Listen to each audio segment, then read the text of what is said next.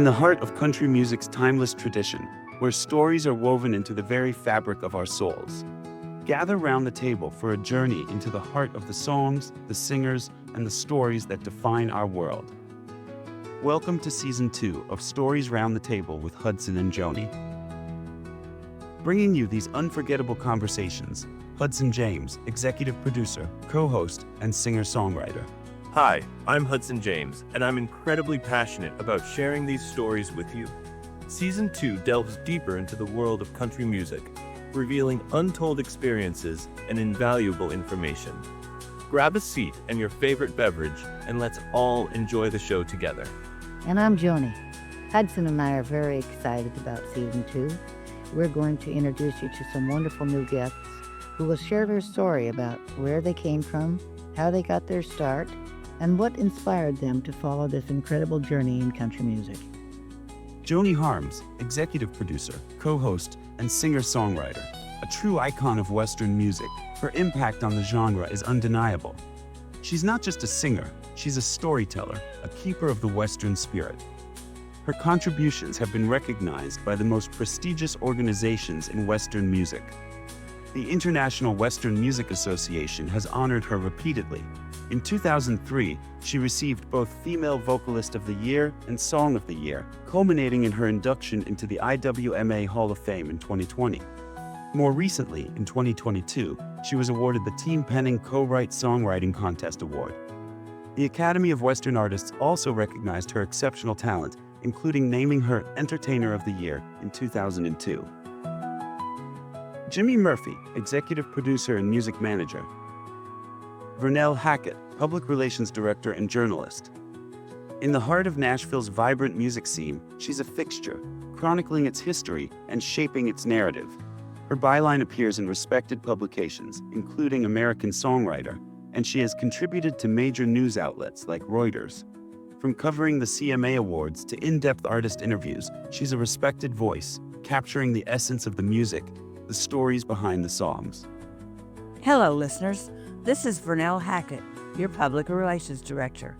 We've got a fantastic lineup of guests this season, and we can't wait for you to experience these authentic conversations.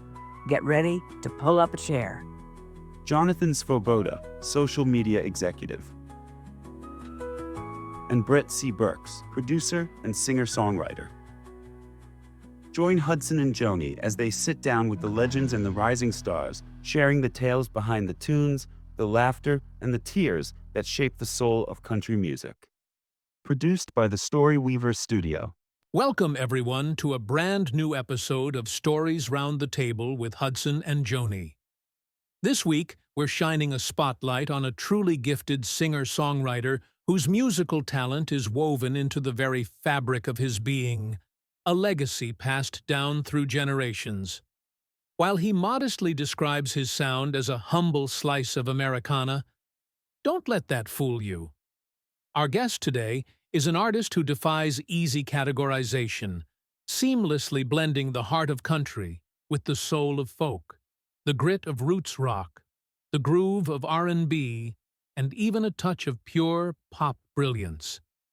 With an impressive catalog of over 300 original songs and 3 critically acclaimed albums, Blue Sky Rain, Matthew C. Axton, and Bad Moon, he has firmly established himself as a prolific and masterful singer, songwriter, and guitarist. Whether performing solo or leading his various ensembles, his artistry shines through. Take, for instance, his current single, Blue Sky Rain, the captivating title track of his latest album.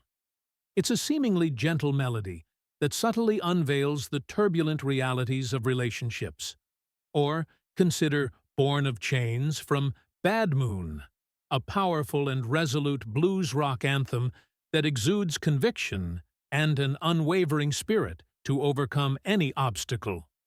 Today, we have the distinct pleasure of welcoming this exceptional talent to our table.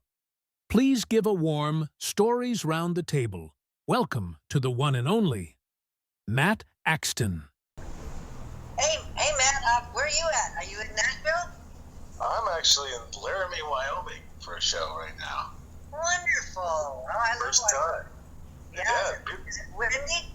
You know what? They said today is the nicest day of the year, so Mother Nature's on our side. Blue skies, and perfect weather out here. Wonderful. Well, I'm in Northern California, and of course. Right. Yes. I saw everyone had different time zones they had to deal with. Yes. Well, welcome to the show, Matt. Of course. Thank you guys for having me.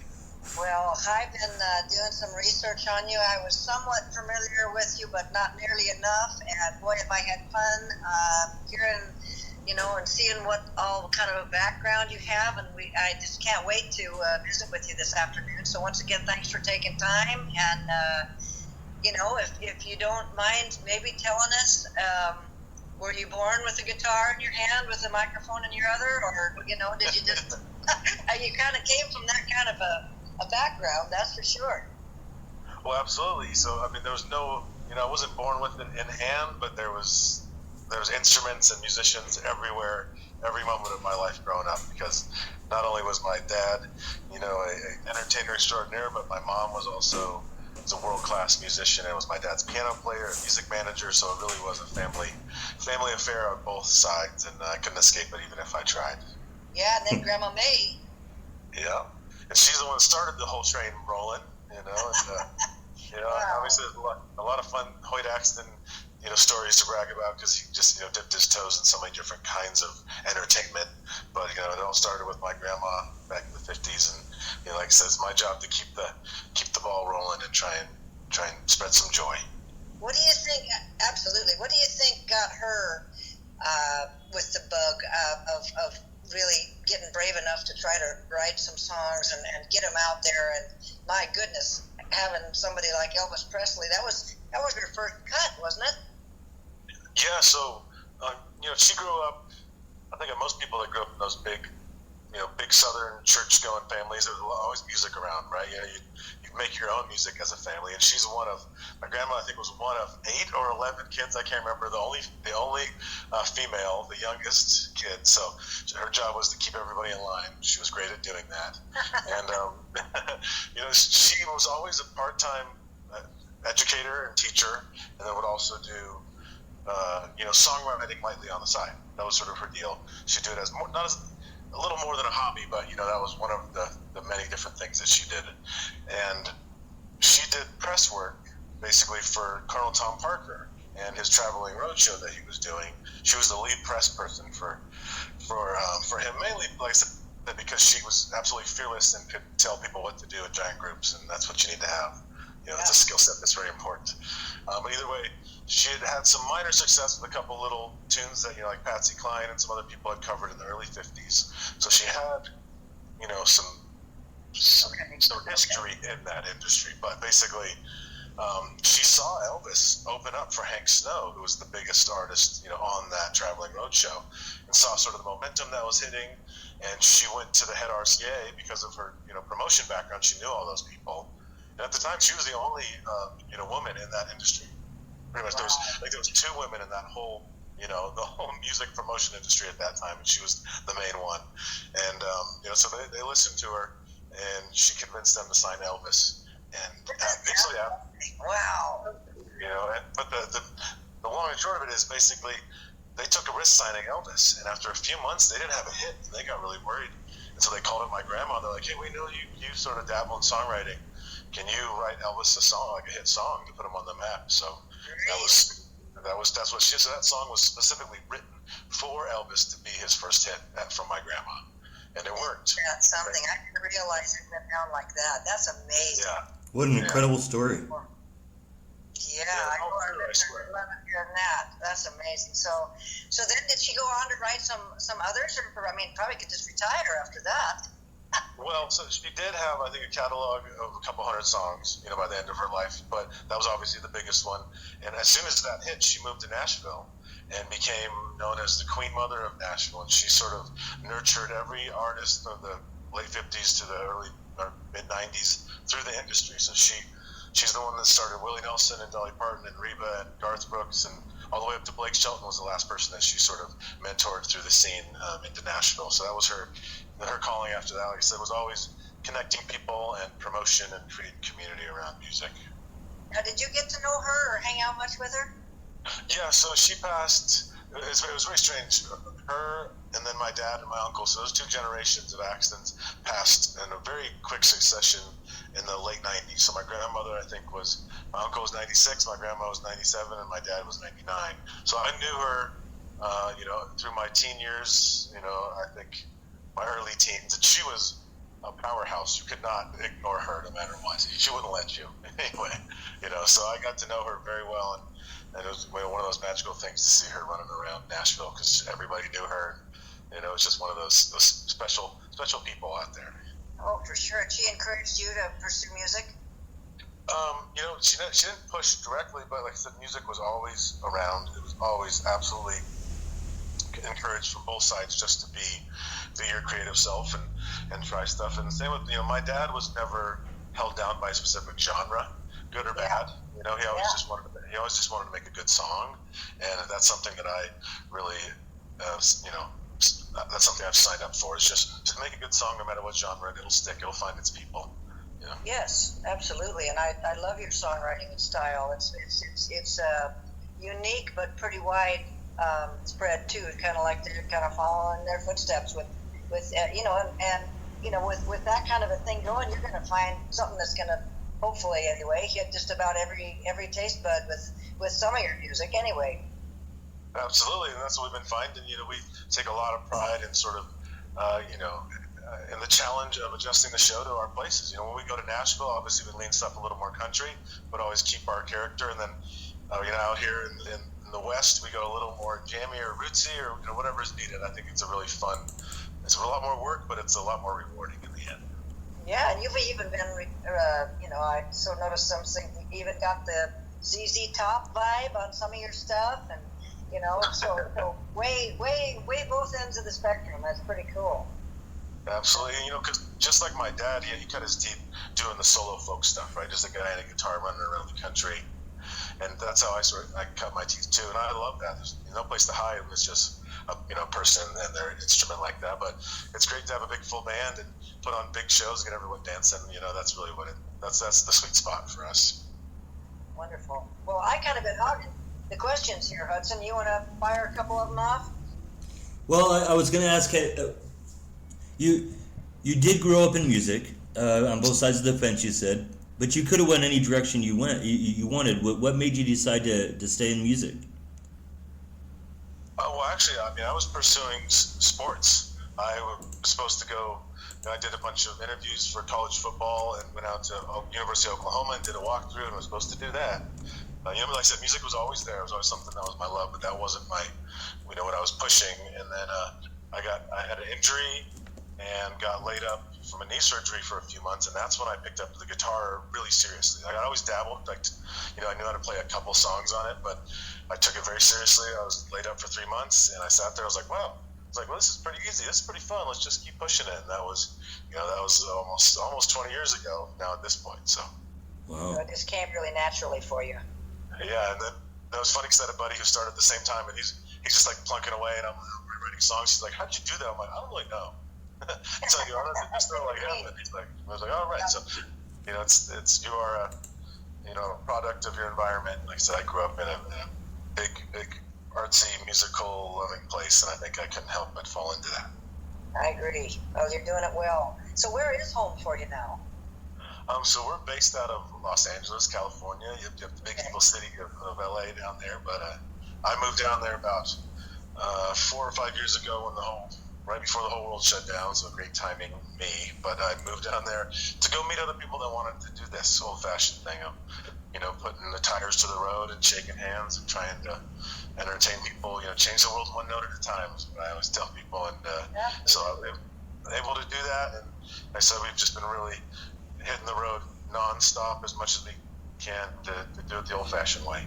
So your band is a group you've had together for quite a while. It's not like you pick up players to go each time hit the road. You've got a unit of people that you work with pretty much constantly, the same folks, right?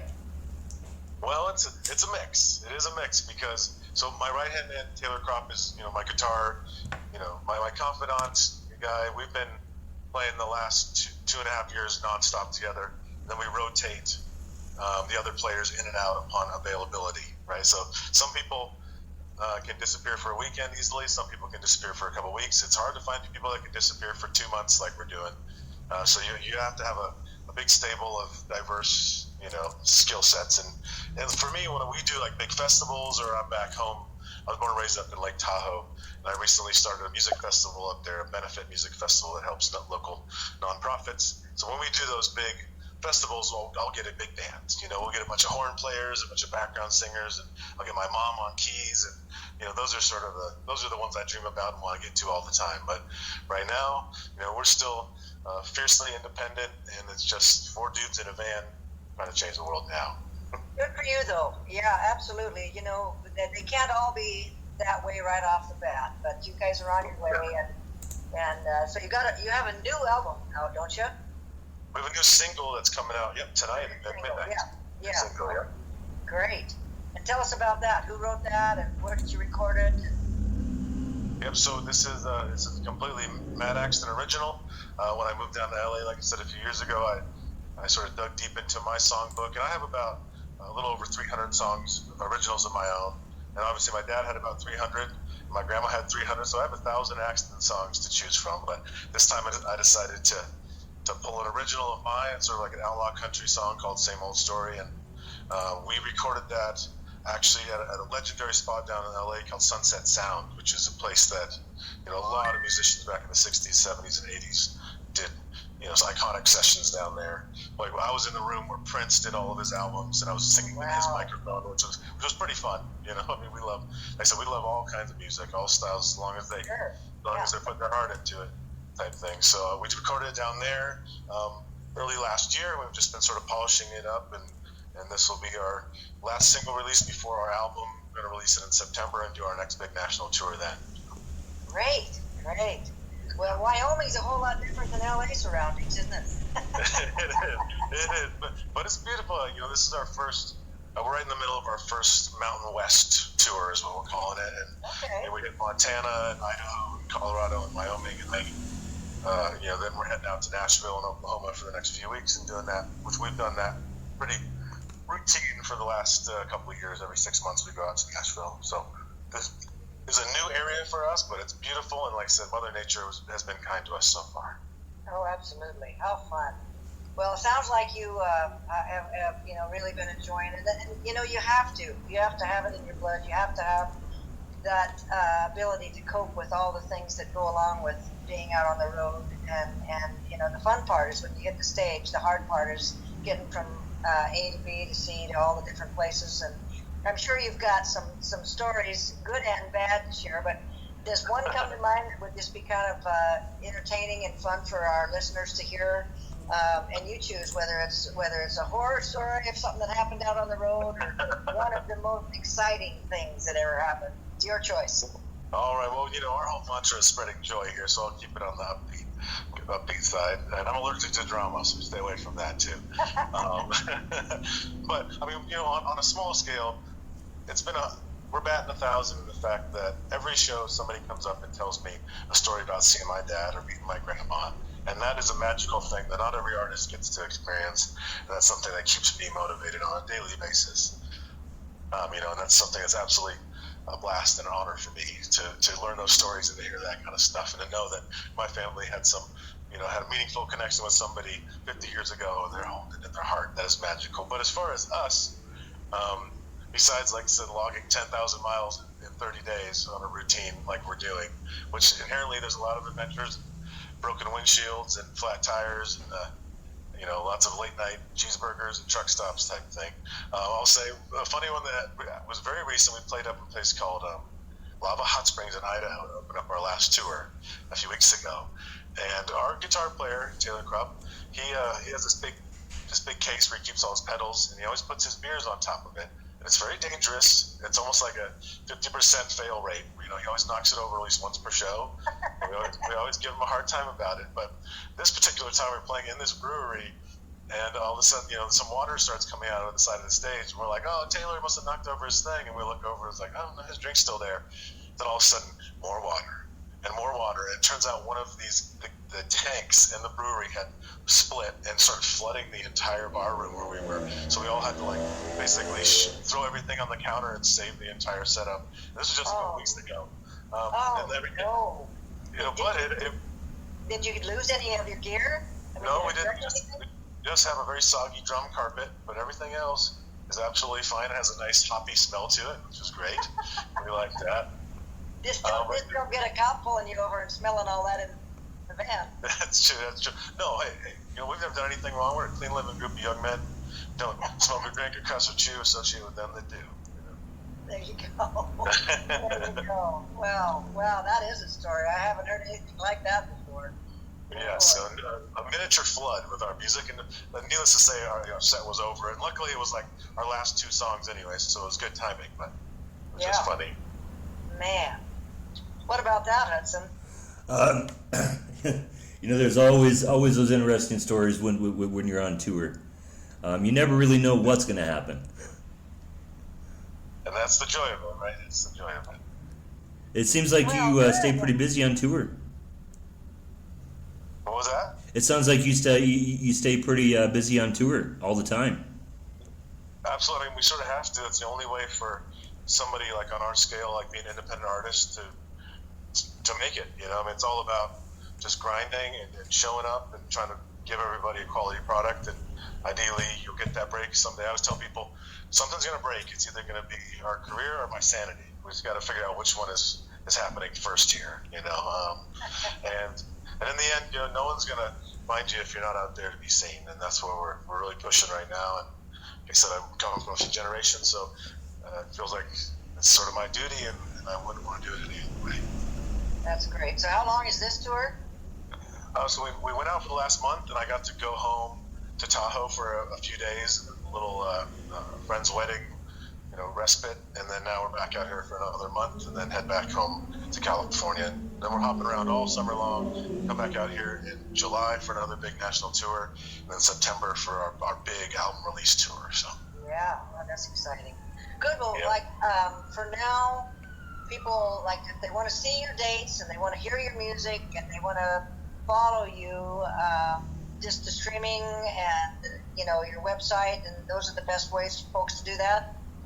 Absolutely. So mattaxton.com, we have everything on there. We have some fun legacy stuff you can dig into, and we just redid the site, so we're just always adding stuff, always revamping. And that has all our social media, all of our tours coming up, and our new single is going to be on there. Links for that, and Matt Axton Music on all of the social platforms is the best way to look us up, and that's sort of that's how we live now as independent people, right? It's through social media, and it's through the engagement on there, and it's not record sales, it's all clicks and likes, but in the end it's a easy way for us to meet fans and to ideally connect with people and make friends, and that's what we're trying to do out here. Oh, that's a great story. It's great stuff to hear, and I'm so proud of you for embracing your grandma and your dad and your mom and everybody, and not feeling like that kind of makes it harder for you to shine because of everything that they've done. Instead, you are taking that and you are saying, "I'm so proud to be part of all of this that they started," and that's to be commended. Way to go, Matt. Well, thank you very much. And trust me, that's the question I get all the time. Is this a heavy thing? I'm like, you know what? I'm not. I'm walking side by side with them. Is the way I'm thinking about it. We're just trying to, like I say, spread joy and create some community through art, and that's always a worthy battle, no matter what time in history we're living. So. Yeah, and whatever level you take it to, I know they're proud of you. I mean, looking down from heaven or whatever. I mean, it's like, you can't predict where you're going to go. All you can do is give it your best shot and carry on what they gave you the ability to go out there and do. And so that's really neat. And I know you have a lot of fans. I know you have a lot of people. And isn't that just the best when they do come up and share their stories about your family, but also tell you sometimes maybe how a song that you have recorded or written or whatever has affected their life. It's quite an honor, isn't it? I mean, that's exactly why we do this. It is to ideally have a little effect on somebody's life in any way that they need it. If they needed a smile, we'll give them that. If they needed to have some tears falling down, we'll give them that. And in the end, we just want to connect and let every, yep.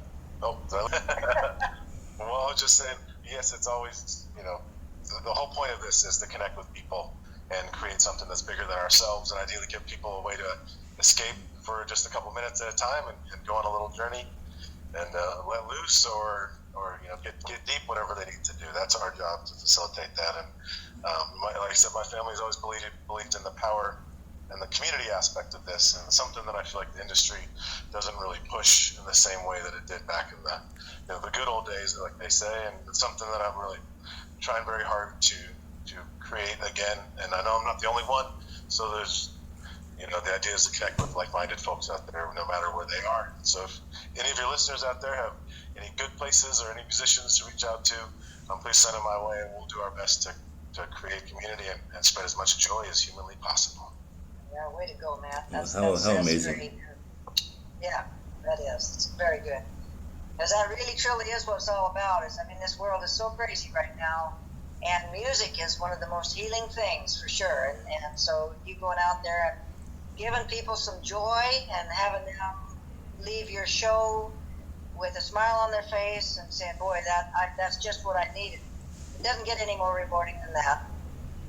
I always say I think music is as close to magic as you can ever find in this world. When the band and the crowd and everything's clicking at that thing, it's just a special moment, and that's what we're all searching for. And we'd love to have as many of you guys out there to help us in the search. Absolutely. And it's you never get tired of it. It never gets old. There's times when we're sick or we're not feeling the best or whatever, but somehow maybe you're saying, I have done that before, a show before, when I've been pretty under the weather, and man, Lord, you got to give me some strength to get out there and do this tonight, because I'm just not feeling it. And you get out there and the crowd is so happy to see you and so welcoming. Man, it's right there no matter how you're feeling, isn't it? Absolutely, it's a cure-all. And no matter how bad of a day you had, as soon as that first note hits, you're like, all right, everything's a little better for a few hours. Thank you.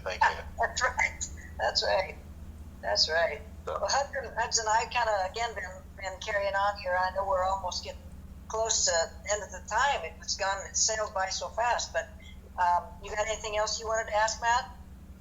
Well, you've already kind of mentioned your schedule for this year, but is there anything that you want to do that you haven't been able to do yet? There's so many things. Like I said, we're still small fish out here. We're doing the old-fashioned thing. But the Opry is obviously one of those goals. It's one of those goal places. I did it a few times with my dad when I was really young. He'd always bring the kids up to sing like Joy to the World with them and stuff. So I got to hop with the Opry a few times. And my grandma was sort of a staple of everything Nashville. So that always feels comfortable and good to be around there. That's our dream spot. But in the end, like I said, it's just sort of getting in front of the right people and connecting with some of those artists that we really find are doing it the right way, which is very organic, original music, and trying to do something, I said, bigger than themselves, which, our dreams are sort of we love the Sturgill Simpsons and the Lucas Nelsons and that kind of stuff. I feel like they're doing it the right way, especially Lucas Nelson. He's great.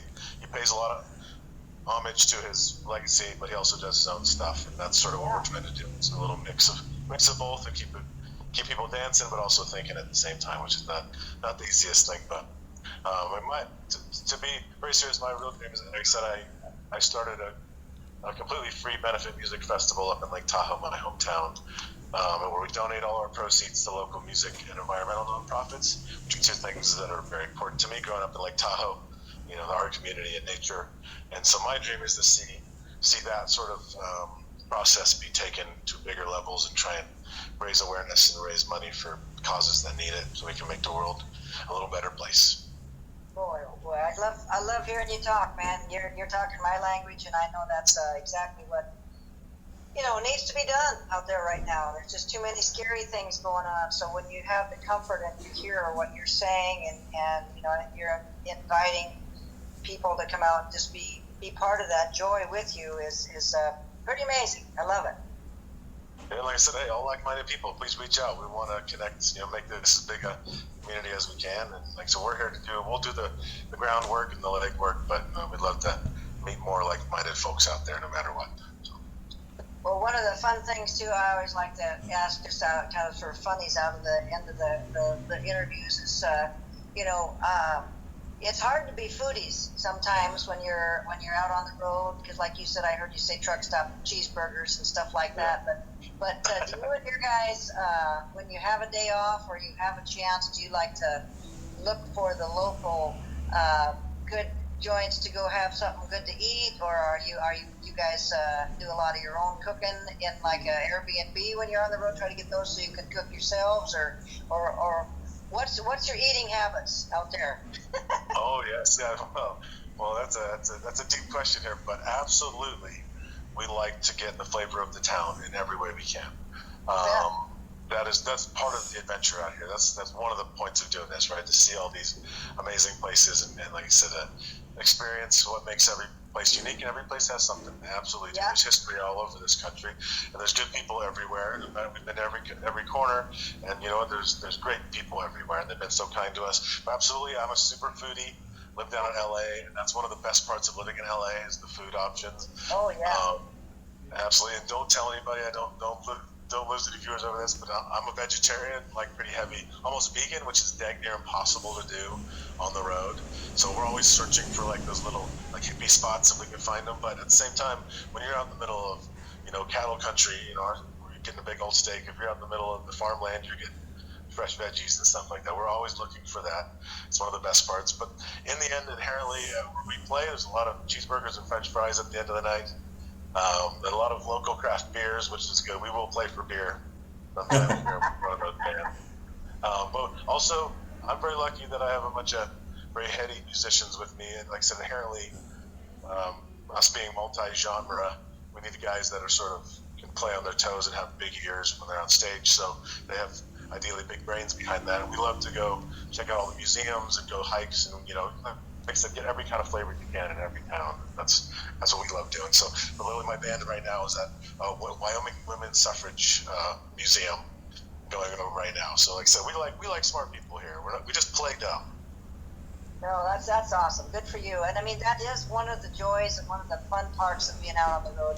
It's all about what you make it, for heaven's sake. You can just chill out and hang out all day in the motel room and then go to the gig and not know anything about where you're at. But I've never chosen to do that through the years either. I just, sometimes I'll go all day long to the point where the road manager or whatever will say, man, you haven't stopped all day. Are you sure you're ready to go do a gig? And make the most of the town and hopefully met some of the folks that might be coming out to the show. If not, we've invited them personally to come and, all that. And so, it is truly what life is all about, what you make of it. And boy, I look at it as a complete blessing. It's as it sounds like you do to be able to play music for a living. So, I mean, you've been a treat to have on today, Matt. I'll let Hudson close out with anything he might have to add, but I just really enjoyed visiting with you, and thank you for being who you are.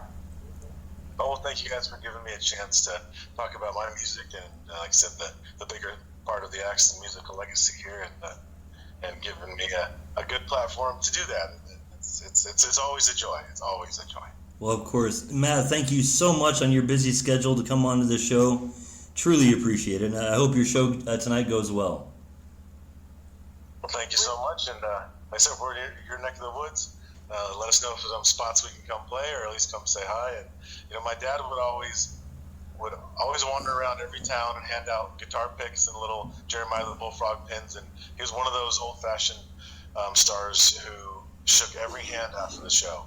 And one of my dad's guitar players up in Missoula, who recently went there a couple weeks ago, he's like, I remember I asked your dad why he did that. Because a lot of people don't do that anymore. It's a hard thing. Even back then, he's like, it goes with the territory. It's part of the job. It's something that we have to do to really connect with these fans. So I find a lot of joy in that. Not everybody has a story, and everyone's story is worth telling, no matter how big and small. Wow. Very true. I love Very it. true. Thank you so much for that, and wishing you all the best, man. Well, thank you guys so much, and like I said, I hope we'll see you in Northern California soon. Okay, sounds good. All right, thank you, Matt. so much. Thank you, Matt. All right, bye-bye. Bye. Thank you for joining us for Stories Round the Table with Hudson and Joni. We hope you enjoyed this glimpse into the heart of these stories. If you loved this episode, please subscribe and leave a review wherever you listen to podcasts. And don't forget to connect with us on our website, storiesroundthetable with hudsonandjoni.com. We'll see you next week, ready to share another story.